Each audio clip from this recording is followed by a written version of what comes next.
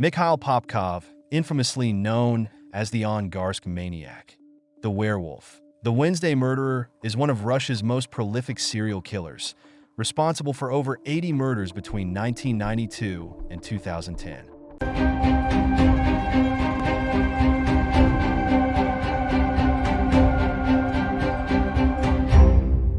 A former police officer in Angarsk, Siberia, Popkov used his position to target vulnerable women, luring them into his Lada patrol car under the pretense of offering a ride home.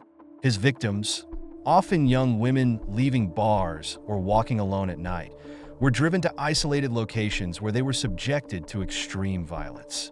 Investigators discovered that Popkov used a variety of weapons, including axes, knives, screwdrivers, and even entrenching tools. Many victims were found with post-mortem mutilation, leading forensic pathologists to conclude that the killer had a deep-rooted sadistic pathology.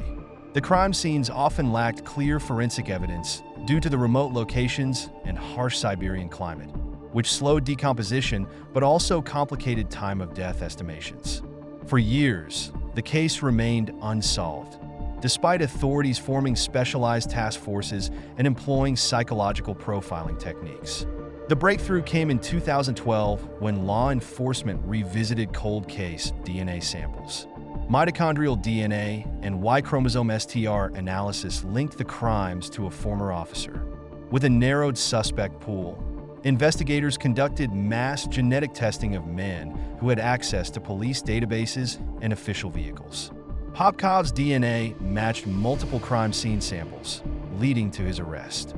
During interrogations, Popkov displayed no remorse, openly confessing to his crimes and even offering additional locations where bodies could be found.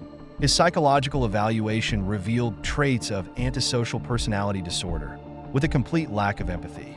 He claimed he was cleansing the city of women he considered immoral. Ballistic experts and forensic examiners pieced together his methods, noting that some victims were strangled with ligatures consistent with police-issued belts. In 2015, he was convicted of 22 murders and sentenced to life imprisonment. Further investigations uncovered more victims, and by 2018, he was sentenced again for a total of 78 confirmed murders.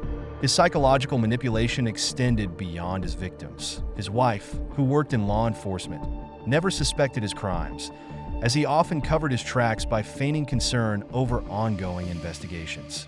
Popkov's case remains one of the most chilling examples of a serial killer exploiting institutional power.